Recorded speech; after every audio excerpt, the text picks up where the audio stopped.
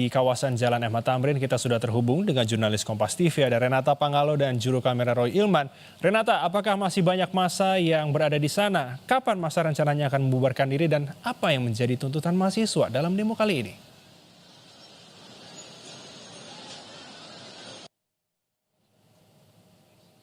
Juga saudara, kami masih terus memantau situasi terkini di Jalan Sudi Demonstrasi dan juru kamera Kompas TV Roy Ilman akan memperlihatkan kepada Anda saudara, ini merupakan mahasiswa ini sudah mulai membubarkan diri. Jadi tadi kalau yang kami pantau dari pukul 7 memang nampaknya unsur-unsur mahasiswa ini sudah mulai membubarkan diri, berkoordinasi, dan sempat juga kami melihat bagaimana mereka meninggalkan titik Jalan Sudirman ini sambil menyanyikan lagu-lagu nasional, lagu kebangsaan, dan sesekali juga sempat menyerukan beragam yel-yel. Tapi pada intinya memang kita ketahui bahwa aksi demonstrasi pada hari ini yang digelar oleh unsur mahasiswa ini titik tekannya ada pada perbaikan ekonomi. Kalau yang kami terima memang ada 5 tuntutan yang sudah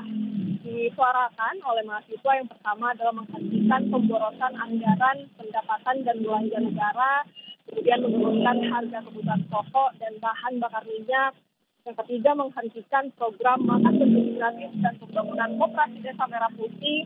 Yang keempat, menghentikan militerisme di ranah sipil. Dan yang kelima, mendesak Presiden Prabowo Subianto mengakui kesalahan pemerintah dan berhenti mengelak. Mungkin Anda bertanya-tanya mengapa kemudian titiknya berada di sini untuk demonstrasi. Sementara kalau yang kita ketahui memang sebelumnya unsur mahasiswa sudah menyampaikan bahwa titik demonstrasi akan berlangsung di Bundaran HI.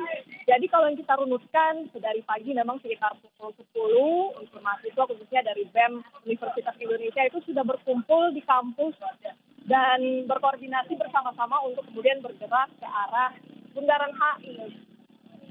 Namun ketika di perjalanan memang dari unsur mahasiswa ini mendapatkan pencegatan begitu ya, penghadangan yang disampaikan oleh mahasiswa, oleh kepolisian saat bergerak menuju ke Bundaran HI.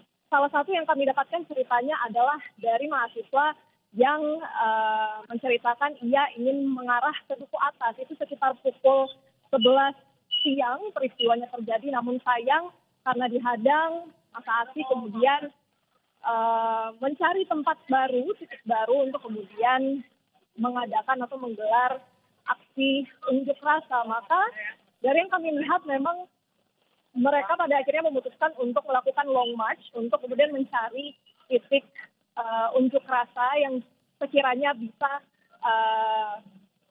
digunakan begitu oleh unsur mahasiswa.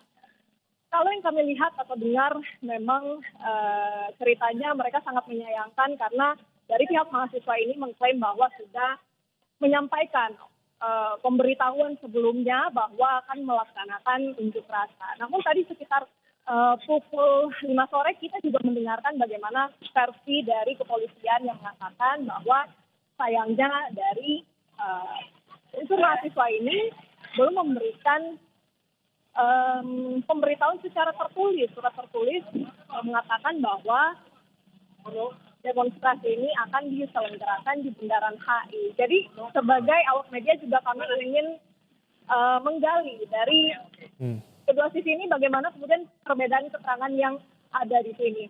Nah, memang kenapa kemudian titik yang ditawarkan oleh kepolisian itu DPR ataupun patung kuda ini tidak disanggupi oleh unsur mahasiswa.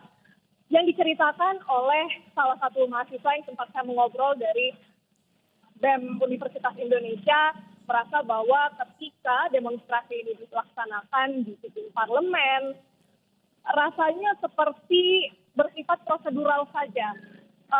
Akan ada audiensi yang dijanjikan dari pihak kepolisian, akan ada unsur pemerintahan yang akan datang, namun rasa-rasanya tidak menjawab secara terang benderang tuntutan yang mereka katakan. Oleh karena itu mereka ingin memilih tempat yang sekiranya lebih berbeda dari sebelumnya dengan harapan bahwa hasilnya juga akan berbeda. Kira-kira begitu Elgin yang bisa kami sampaikan dari titik Jalan Sudirman.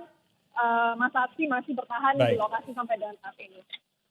Baik, terima kasih untuk laporan Anda Renata Pangalo dan juru kamera Roy Ilman. Selamat bertugas kembali, tetap berhati-hati.